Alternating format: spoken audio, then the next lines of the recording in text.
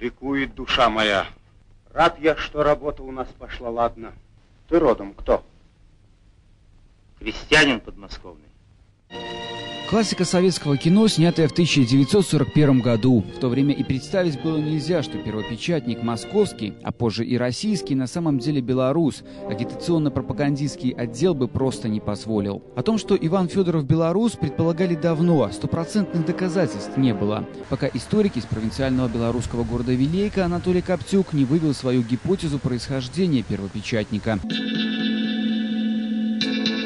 Два геральдических знака, герб белорусского дворянского рода Рогоза и герб первопечатника Федорова. Оказалось, что они не то что похожи, они идентичны. Были вопросы, что, может быть, он приписан или он им просто воспользовался. Ну, понятно, что гербом в то время просто не воспользуешься. От гербов и начали копать историки, и предположили, что Иван Федоров и в самом деле принадлежал к Рогозам. В переписи нашлось 8 Рогоз. Что примечательно, все они жили в одном месте. Рогозы жили только здесь, на Вилейщине, и больше нигде в Белоруссии. Аргумент войсковой переписи более чем весомый. А вы же понимаете, что такое перепись войска? Это как сегодня учет в военкомате. Не спрячешься нигде. Это дело очень было серьезное и подсудное. В 1529 году Иван стал студентом Краковского университета. Потом была Москва. Вместе с Петром Мстиславцем, кстати, еще одним белорусом, он начинает заниматься книгопечатанием. В 1564 году свет увидел «Апостол», первая московская печатная книга. И у вилейских историков появился новый, самый важный аргумент. Это документ о купле-продаже земли. Ярош Рогоза – это двоюродный брат, так скажем, Ивана Федорова. Он претендует и покупает какую-то часть наследства, которую называют Богдановским и Московским. Если называют Московским, это могло быть наследство Ивана Федорова. Судебное дело рассматривалось Минским городским судом, и документ Национального исторического архива Беларуси датирован 1570 годом. Иван Федоров в то время уже в Великом княжестве Литовском, но знали его как московского человека.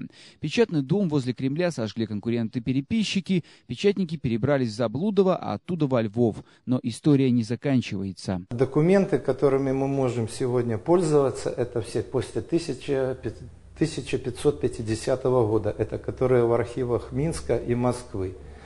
Вот документы более ранние, конца 15 века и начала 16-го, они, скорее всего, может быть, в Варшавском, Краковском архиве. Свои исследования вилейские историки направили минским коллегам. Когда бы он был с этих месцин, он бы згадал на вот у этих своих присвятах, там у предмовах, скажем, до заблудовских видань, які вийшли ще ранее до Львова. А потом на Украине, где он больше працевал, так само нигде он больше, нигде не згадывал, что он с этих месцин. Знают о вилейской гипотезе и в России. Ответа от восточных соседей пока нет.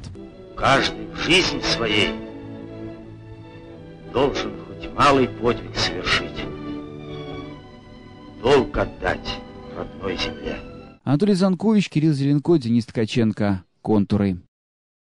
Подтвердить или опровергнуть гипотезу мы пригласили в студию директора Вилейского краеведческого музея Сергея Гончара. Вот, Сергей Николаевич, насколько я знаю, вы принимали участие в этой кропотливой работе и очень много нашли нового из биографии Федорова в архивах. Вот действительно похожи эти два герба?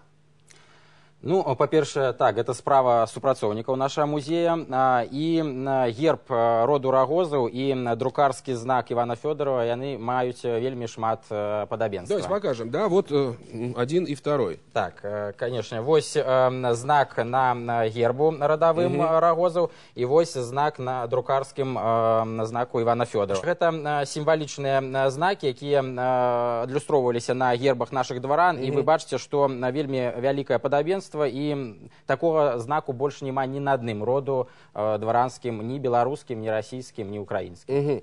Вот в сюжете показали родословную рода Рогоз, и в ней четко определено место Ивана Федорова. Действительно указывает на принадлежность первопечатника к белорусским дворянам. Ну, я як гісторык веру толькі архіўным дакументам і толькі навуковым выданням, поэтому мы апапіраліся толькі на даследаванні з архіваў. І менавіта ў архівах былі знойдзены дакументы, якія пацвярджаюць, што у Фёдора Рогозы было два сыны. І калі дзялілі наследства, то гаворыцца аб частцы сына Богдана і аб частцы сына Маскоўскага. Вот насколько можно утверждать, что Иван Федоров белорус? В сюжете вот есть противоположное мнение. Кто-то уверен, что на 100%, да, он наш, а кто-то сомневается. Ну, конечно, для нас гэта мы не ставім пад сумненне, але так, конечно, маюць быць розныя меркаванні. Хаця, напрыклад, самы знакаміты даследчык біяграфіі Івана Фёдорова, расійскі даследчык Неміроўскі, ён амаль што на 100% згаджаецца, што Фёдоров мае беларускія корні. Хорошо, вы будете продолжать работу в польских архивах, вот...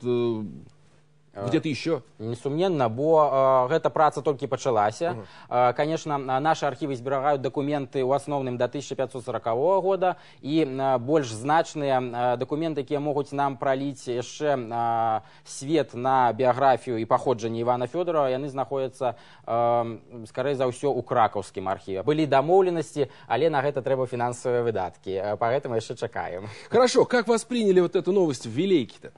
Все былі задаволены таким адкрыццём. Па-першае, адкрыццяў у горадзе вельмі шмат. Напрыклад, не так давно адкрылі, што Вілейка пастарэла на 150 год адразу. Вось мы адзначалі 550-годдзе Вілейкі. Ну і тое, што Іван Фёдоров родам з Вілейскага раёна, гэта таксама значнае адкрыццё. Я думаю, што ў хуткім часе і гэта чакаюць і велічане, і ўлады нашага горада. У нас абавязкова пройдзе дзень пісьменнасці. Ну что ж, спасибо большое, Сергей Николаевич.